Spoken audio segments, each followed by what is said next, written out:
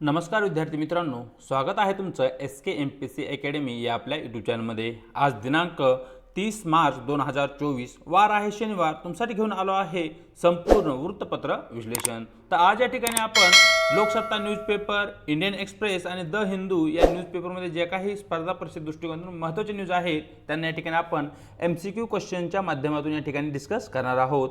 या ठिकाणी आपण आयकर जो की लोकसत्ता, तलाठी, लोकसत्ता, रशिया युक्रेन संघर्ष, the Hindu, NPA, Indian express, शिलालेख, अफनासी, निकितीन, सीमाउंट या संदर्भात ज्या काही न्यूज आहेत त्यांना या ठिकाणी आपण डिस्कस करणार आहोत। चला तर जी काही आजची आपली डिस्कशन आहे मित्रांनो तिला या ठिकाणी आता आपण सुरुवात करूया। सर्वप्रथम आजची जी आपली पहिली न्यूज आहे ती आयकर संदर्भात आहे। सर्वप्रथम न्यूज पाहूया। काँग्रेस भोवती कर फास अशा प्रकारची न्यूज लोकसत्ता पेज क्रमांक 1 वर तुम्हाला दिसून जाईल। या ठिकाणी जी न्यूज आहे ती पूर्णच्या पूर्ण राजकीय असल्या कारणाने न्यूज ॲज इट इज आपल्यासाठी महत्त्वाची नाहीये, परंतु या ठिकाणी जे काही प्राप्तिकर खाते आहे किंवा इन्कम टॅक्स डिपार्टमेंट आहे त्याविषयी आपल्याला माहिती असणं आवश्यक आहे। त्यावर आधारितच या ठिकाणी आपले प्रश्न आहेत। चला तर जे प्रश्न आहेत ते प्रश्न पाहूया। 2023-24 वर्षासाठी भारतातील व्यक्तींना लागू होणारा कमाल आयकर दर किती आहे अशा प्रकारचा मित्रांनो या ठिकाणी तुम्हाला प्रश्न आहे। ज्या ठिकाणी आपला पर्याय ए आहे 10%, पर्याय बी आपल्याकडे आहे 20%, पर्याय सी 30% आणि शेवटी पर्याय डी आपल्यासमोर आहे मित्रांनो 40%। तर मित्रांनो तुम्हाला माहिती असलं पाहिजे की 2023-24 वर्षासाठी ज्या काही भारतीय व्यक्ती आहे यांना कमाल आयकर दर हा एकूण त्यांच्या उत्पन्नाच्या 30% एवढा आकारला जातो। त्यानंतर प्रश्न क्रमांक 2 पाहूया। भारतात आयकर विभागाची स्थापना केव्हा झाली अशा प्रकारच्या ठिकाणी आपला फॅक्च्युअल आणि बेसिक प्रश्न आहे। ज्यामध्ये पर्याय ए आपल्यासमोर आहे 1947, पर्याय बी 1950, पर्याय सी आपल्यासमोर आहे 1922 आणि शेवटी पर्याय डी आपल्यासमोर आहे 1971। तर मित्रांनो तुम्हाला माहिती असलं पाहिजे जो काही भारत सरकारचा आयकर विभाग आहे या आयकर विभागाची स्थापना इंग्रजाच्या कालावधीमध्ये म्हणजेच 1922 साली करण्यात आलेली होती। या ठिकाणी जो काही आयकर असतो ज्याला की आपण इन्कम टॅक्स असे म्हणतो, तर इन्कम टॅक्स कशा प्रकारे लावला किंवा कलेक्ट केला जातो हे जर तुम्हाला माहिती घ्यायचं असेल तर एका एक्झाम्पलच्या माध्यमातून या ठिकाणी आपण समजून घेण्याचा प्रयत्न करूया। फॉर एक्झाम्पल एक्स नावाची एक व्यक्ती आहे आणि या एक्स नावाचे जे काही व्यक्तीचं उत्पन्न आहे ते वर्षाकाठी 100 कोटी रुपये आहे असं या ठिकाणी आपण गृहीत धरूया। या ठिकाणी जो काही एक्स नावाचा व्यक्ती आहे तो 2023-24 या वर्षामध्ये तो या ठिकाणी या एकूण उत्पन्नाच्या 30% म्हणजेच 30 कोटी रुपये या ठिकाणी कर स्वरूपात भरल आणि हे जे 30 कोटी रुपये तो भरणार आहे तो कर तो 2023-24 या वर्षासाठी भरणार आहे, परंतु हा जो कर आहे तो 2022-23 या वर्षासाठी लागू असेल। म्हणजे हा जो कर आहे 2022 आणि 23 या वर्षामध्ये जे काही त्या व्यक्तीला उत्पन्न झालं आहे त्या व्यक्तीच्या उत्पन्नावर चालू वर्षामध्ये हा कर भरला जातो। म्हणजेच मागच्या वर्षीचा जो काही उत्पन्न आहे त्या उत्पन्नाचा कर या वर्षी या ठिकाणी भरला जातो आणि तो आहे या ठिकाणी एक्झाम्पलमध्ये आपण घेतलेला 30 कोटी। तर म्हणजेच या ठिकाणी मॅक्झिमम एकूण उत्पन्नाच्या निव्वळ प्रॉफिटच्या हा जो कर आहे तो 30% असतो, जो की या ठिकाणी त्याची कमाल मर्यादा या ठिकाणी सांगण्यात आलेली आहे आणि आयकर विभागाची स्थापना 2022 या साली झालेली आहे। असे हे दोन प्रश्न या ठिकाणी आपण पाहिले। पाहूया आजची आपली पुढची न्यूज जी की या ठिकाणी तलाठी भरती संदर्भात आहे। सर्वप्रथम न्यूज पाहूया।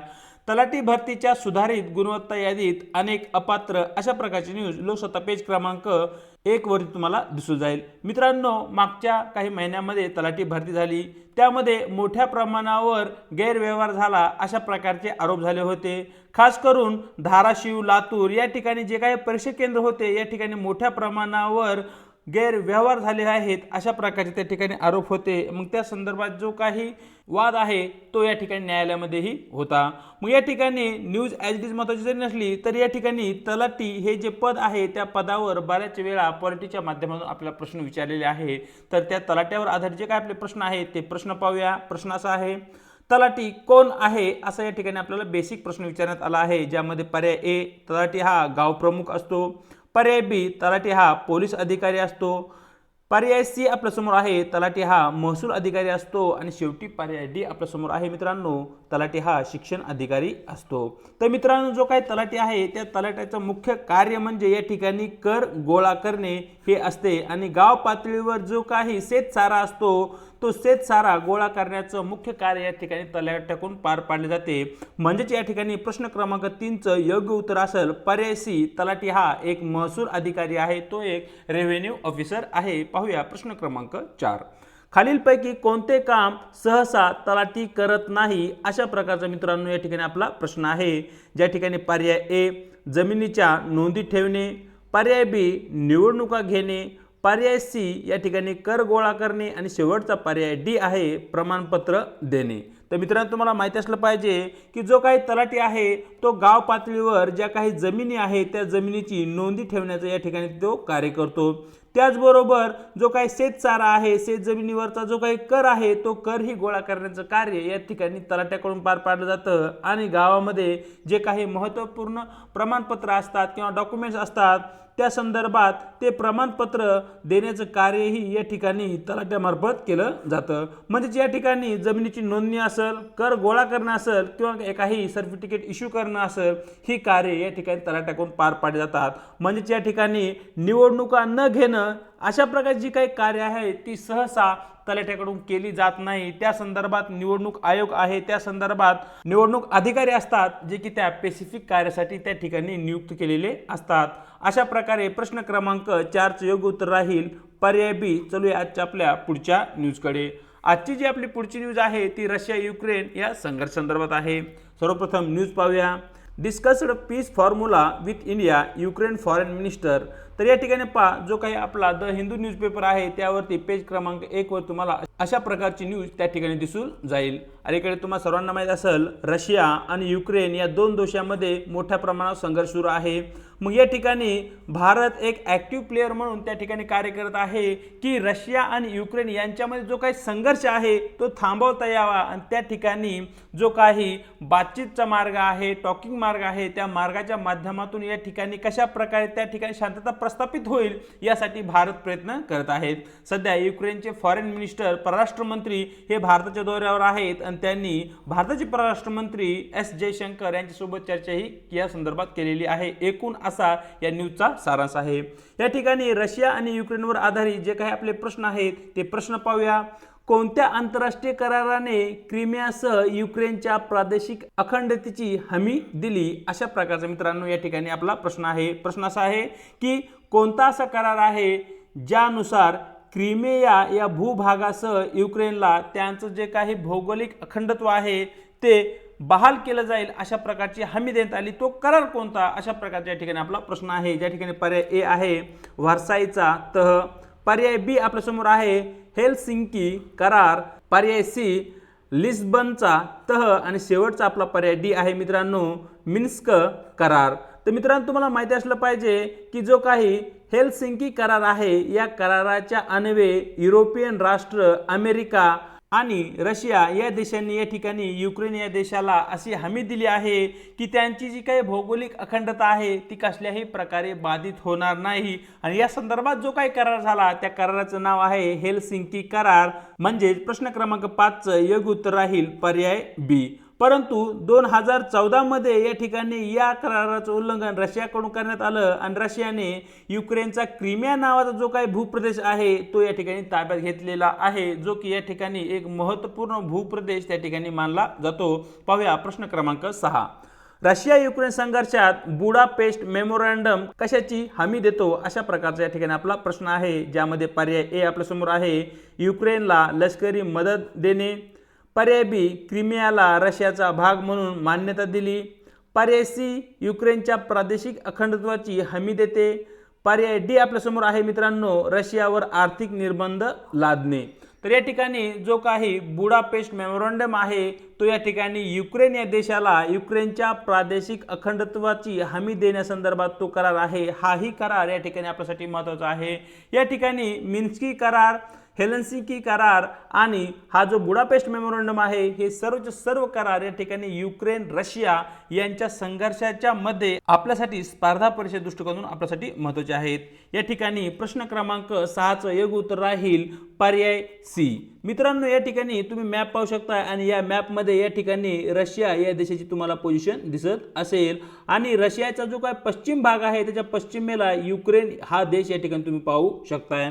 2014 मध्ये जो काही क्रिमिया प्रदेश रशियाने या ठिकाणी हस्तगत केला, तो क्रिमिया प्रदेश या ठिकाणी तुम्ही पाहू शकताय आणि हा जो क्रिमिया प्रदेश आहे तो ब्लॅक सी किंवा काळा समुद्रामध्ये आपल्याला दिसतो आणि या ठिकाणी सी ऑफ ओझो अशा प्रकारच्या काही वॉटर बॉडी दिसत आहेत, ज्या की भूगोलच्या दृष्टिकोनातून आपल्यासाठी महत्त्वाच्या आहेत. मॅपच्या बेसवर मागच्या काही दिवसामध्ये यूपीसी एमपीसीने बरेचसे क्वेश्चन विचारले आहेत आणि काही क्वेश्चन आपण इनडिरेक्टली लॉजिकच्या बेसवरही मॅपच्या अभ्यासातून या ठिकाणी सॉल्व्ह करू शकतो. चलूया आजच्या आपल्या पुढच्या न्यूजकडे. आपल्या ज्या पुढच्या न्यूज आहे ती आहे इंडियन एक्सप्रेस पासून. न्यूज अशी आहे, bank non performing asset to be improved by financial year 25 अशा प्रकारचा एक अंदाज या ठिकाणी के रेटिंग या एजन्सीने व्यक्त केलेला आहे. या ठिकाणी के रेटिंग ही एक एजन्सी आहे जी की देशाच्या आर्थिक विकासासाठी काही रेटिंग देते. फॉर एक्झाम्पल, भारताची जर आर्थिक वृद्धी चांगल्या प्रकारे होत असेल तर भारताला या ठिकाणी ए किंवा A+ अशा प्रकारच्या काही रेटिंग्स दिले जातात. मग या रेटिंगच्या आधारावर जे काही विदेशी गुंतवणूकदार आहेत ते भारतामध्ये गुंतवणूक करण्यास ते विचार करतात. जर एखाद्या देशाला चांगली रेटिंग असेल तर त्या ठिकाणची अर्थव्यवस्था ही चांगल्या प्रकारे कार्य करत आहे असा या ठिकाणी त्या ठिकाणचा अर्थ होतो. मग या ठिकाणी केअर रेटिंगच्या मतानुसार जे काही भारतातील बँका आहेत त्यांचा NPA येणाऱ्या वर्षामध्ये इम्प्रूव्ह होईल, त्यामध्ये सुधारणा होईल अशा प्रकारची ती न्यूज आहे. या ठिकाणी स्पर्धा परीक्षा दृष्टिकोनातून आपल्याला NPA विषयी माहिती असणं आवश्यक आहे. तर या ठिकाणी सरळ जे आपले प्रश्न आहेत ते प्रश्न पाहूया. बँकिंगच्या संदर्भात कर्जाचे NPA म्हणून वर्गीकरण कधी केले जाते अशा प्रकारचा या ठिकाणी आपला प्रश्न आहे. या ठिकाणी NPAचा जो फुल फॉर्म आहे तो आहे नॉन परफॉर्मिंग ॲसेट, म्हणजे अशी संपत्ती जी की कार्य करत नाहीये, नॉन परफॉर्मिंग आहे, तिला आपण NPA असे म्हणतो. यामध्ये प्रश्न क्रमांक 7 पर्याय ए आपल्या समोर आहे, जेव्हा व्याज भरण्यास 30 दिवस उशीर होतो. पर्याय बी, जेव्हा व्याज भरण्यास 60 दिवस उशीर होतो. पर्याय सी आपल्या समोर आहे, जेव्हा व्याज भरण्यास 90 दिवस उशीर होतो. पर्याय डी आपल्या समोर आहे, जेव्हा व्याज भरण्यास 180 दिवसाचा उशीर होतो. तर या ठिकाणी मित्रांनो हा जो क्वेश्चन आहे तो एका एक्झाम्पलच्या माध्यमातून या ठिकाणी आपण समजून घेण्याचा प्रयत्न करूया. फॉर एक्झाम्पल, एक्स नावाचा एक व्यक्ती आहे की त्या व्यक्तीने ए नावाच्या एका बँकेकडून या ठिकाणी व्याजाने पैसा घेतलेला आहे. ए नावाच्या व्यक्तीने एक्स नावाच्या व्यक्तीला या ठिकाणी 100 कोटी रुपये व्याजाने दिलेले आहेत. या 100 कोटीसाठी एका वर्षाची मुदत या ठिकाणी ए नावाच्या बँकेकडून एक्स नावाच्या व्यक्तीला देण्यात आलेली आहे. एक वर्ष उलटल्यानंतर या एक्स नावाच्या व्यक्तीने सर्व पैसा व्याजासहित ए नावाच्या बँकेला या ठिकाणी परत करणं या ठिकाणी अनिवार्य असतं. परंतु जर एक्स नावाच्या व्यक्तीने 1 वर्ष आणि 90 दिवस जर तो पैसा परत केला नसेल तर तो पैसा या ठिकाणी NPA म्हणजे नॉन परफॉर्मिंग ॲसेट, अशी संपत्ती की जी परफॉर्म करत नाहीये, अशी संपत्ती जी की बँकेला आता परतावा मिळवून देत नाहीये, तिला आपण नॉन परफॉर्मिंग ॲसेट असे म्हणतो. जर या ठिकाणी ठरलेल्या कालावधीनंतर 90 दिवसापेक्षा जास्त काळासाठी जर व्याज या ठिकाणी भरण्यास त्या व्यक्तीकडून असमर्थता दाखवण्यात येत असेल तर ती जी रक्कम आहे त्या NPA मध्ये मोडते, हे या ठिकाणी तुम्हाला माहिती असणं आवश्यक आहे. म्हणजे प्रश्न क्रमांक 7चं योग्य उत्तर राहील पर्याय सी. पाहूया प्रश्न क्रमांक 8. भारतातील कोणती नियामक संस्था बँकाद्वारे NPAचे वर्गीकरण आणि व्यवस्थापनासाठी मार्गदर्शक तत्वे परिभाषित करते अशा प्रकारचा या ठिकाणी आपला प्रश्न आहे. ज्या ठिकाणी पर्याय ए आपल्या समोर आहे, securities and exchange board of India, ज्याला की इन शॉर्टमध्ये आपण सेबी असे म्हणतो. पर्याय बी, भारतीय रिझर्व्ह बँक, ज्याला आपण RBI या नावाने ओळखतो.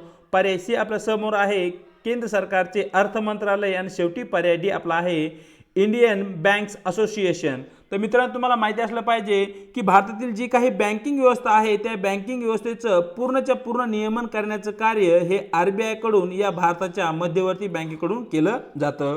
मग या ठिकाणी जो काही NPAचं वर्गीकरण आणि व्यवस्थापन आहे त्यासाठी आवश्यक असणारी जी काही मार्गदर्शक तत्वे बँकांना देणं गरजेचं आहे ते इश्यू करण्याचं कार्य या ठिकाणी RBI कडून केलं जातं. म्हणजेच प्रश्न क्रमांक 8चं योग्य उत्तर राहील पर्याय बी. चलूया आजच्या आपल्या पुढच्या प्रश्नाकडे. पुढे या ठिकाणी आपण शिलालेख आणि अफनासी निकितीन सिमाउन या संदर्भात जे काही प्रश्न आहेत ते प्रश्न पाहणार आहोत. सर्वप्रथम पाहूया प्रश्न क्रमांक 9. अलीकडेच कल्याण चालुक्य वंशातील 900 वर्ष जुना कन्नड शिलालेख कोणत्या राज्यात सापडला अशा प्रकारचा मित्रांनो या ठिकाणी आपला प्रश्न आहे. या ठिकाणी सर्वप्रथम शिलालेख म्हणजे काय हे तुम्हाला या ठिकाणी माहिती असलं पाहिजे। या ठिकाणी शिलालेख हा जो शब्द जर तुम्ही पाहितला तर याला आपण दोन शब्दांमध्ये या ठिकाणी डिवाइड करू शकतो। एक आहे शिला आणि दुसरा आहे लेख। शिला याचा अर्थ या ठिकाणी दगड असा होतो किंवा रॉक असा होतो आणि लेख म्हणजे जो काही आपण लेख लिहितो तो लेख। मग या ठिकाणी जो काही दगड आहे त्या दगडावर जो काही लेख लिहिला असेल त्याला या ठिकाणी शिलालेख असं म्हटलं जातं। हा जो पॉइंट आहे तो तुम्हाला या ठिकाणी माहिती असणं आवश्यक आहे। मग अशाच प्रकारे 900 वर्ष जुना कल्याणच्या चालुक्याच्या वंशातील जो काही शिलालेख आहे तो अलीकडे सापडला आहे आणि तो कोणत्या राज्यात सापडला आहे अशा प्रकारच्या या ठिकाणी मित्रांनो आपला प्रश्न आहे। ज्या ठिकाणी पर्याय ए आपल्या समोर आहे तेलंगणा राज्य, पर्याय बी मध्य प्रदेश राज्य, पर्याय सी आपल्या समोर आहे कर्नाटक राज्य आणि शेवटी पर्याय डी मित्रांनो या ठिकाणी आपल्याकडे आहे महाराष्ट्र राज्य। तर मित्रांनो जे काही चालुक्य राजघराणे होते किंवा कल्याणचे राजघराणे होते ते प्रामुख्याने मध्य भारताचा जो काही भाग आहे त्या भागामध्ये या घराण्याची सत्ता आपल्याला असलेली दिसते। या ठिकाणी इसवी सन 6वे शतक ते 12वे शतक या कालावधी दरम्यान खास करून आपल्याला चालुक्य वंशातील जे काही राजघराणे आहेत त्यांनी भारतावर राज्य केलेलं दिसतं, ज्यामध्ये कल्याणचे चालुक्य, वेदईचे चालुक्य असे काही या ठिकाणी प्रकार पडले होते। या ठिकाणी जो 900 वर्षे जुना कल्याणच्या चालुक्याच्या वंशातील जो काही शिलालेख सापडला आहे तो अलीकडे तेलंगणा या राज्यामध्ये सापडला आहे। हा पॉइंट तुम्हाला या ठिकाणी माहिती असणं आवश्यक आहे। पाहूया प्रश्न क्रमांक 10। अफनासी निकितीन सी माउंट अलीकडे बातम्यांमध्ये दिसले कोणत्या महासागरात आहे अशा प्रकारे मित्रांनो या ठिकाणी आपला प्रश्न आहे। ज्या ठिकाणी पर्याय ए आहे प्रशांत महासागर ज्याला की आपण पॅसिफिक महासागर असे म्हणतो, बी हिंदी महासागर, सी अटलांटिक महासागर आणि शेवटी पर्याय डी आपल्या समोर आहे आर्क्टिक महासागर। या ठिकाणी प्रश्न क्रमांक 10चं मित्रांनो आपलं योग्य उत्तर राहील पर्याय बी हिंद महासागरामध्ये अफनासी निकितीन सी माउंट नावाचे जे ठिकाण आहे ते ठिकाण या ठिकाणी सापडले आहे। ज्या ठिकाणी भारत आता मोठ्या प्रमाणावर जे खनिज आहे त्याचं उत्खनन करण्यासाठी भारताला त्या ठिकाणी परवानगीही भेटलेली आहे। तर अशा प्रकारे मित्रांनो दिनांक 30 मार्च जे काही आपलं वृत्तपत्र डिस्कशन आहे ते या ठिकाणी आपण पूर्ण केलं आहे। व्हिडिओ जर आवडला असेल तर व्हिडिओला लाईक शेअर करायला विसरू नका। त्याचबरोबर व्हिडिओविषयी तुमचे ज्या काही डिमांड्स आहेत त्या कमेंट बॉक्समध्ये कळवायला विसरू नका। त्याचबरोबर आपल्या चॅनलवर जर नवीन असाल तर चॅनलला सबस्क्राईब करायलाही विसरू नका आणि व्हिडिओच्या डिस्क्रिप्शन बॉक्समध्ये देण्यात आलेली जी काही आपल्या टेलिग्राम चॅनलची लिंक आहे त्या ठिकाणी तुम्हाला आपले टेलिग्राम चॅनल सुद्धा जॉईन करायचे आहे, ज्याच्या माध्यमातून आपल्या प्रत्येक व्हिडिओच्या लिंक्स आणि त्याचबरोबर परीक्षेसंदर्भात महत्त्वपूर्ण ज्या काही अपडेट आहेत त्या वेळोवेळी तुम्हाला भेटत राहतील। आज इथेच थांबत आहोत, भेटूया एका नवीन व्हिडिओ सोबत।